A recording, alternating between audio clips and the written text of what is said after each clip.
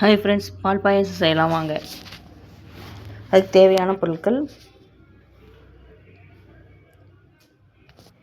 சேமியா அரை கப், ஜீனி 3/4 கப், ஜவ்வரிசி அரை கப், காய்ச்சி ஆறின பால் 1 டம்ளர். ஜவ்வரிசியையும் சேமியாவும் 1 மணி நேரம் ஊற வச்சு எடுத்துக்கோங்க. இந்த மாதிரி ஊறினதுக்கப்புறம் 1 டம்ளர் தண்ணி விட்டு ரெண்டையும் நல்லா வேக வச்சுக்கோங்க. இந்த மாதிரி வெந்து வந்ததுக்கப்புறம் அதில் நம்ம எடுத்து வச்சுருக்கிற பாலை அதில் மிக்ஸ் பண்ணிடுங்க.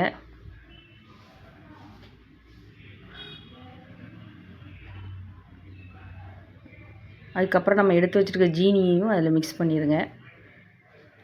ரெண்டையும் நல்லா கலக்கி விட்டுட்டு, அப்புறம் முந்திரி பருப்பும் கிறிஸ்மஸ் பழமும் வறுத்து எடுத்து வச்சுருக்கோம்.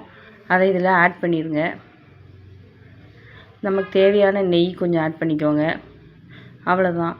ஒரு 5 செகண்ட்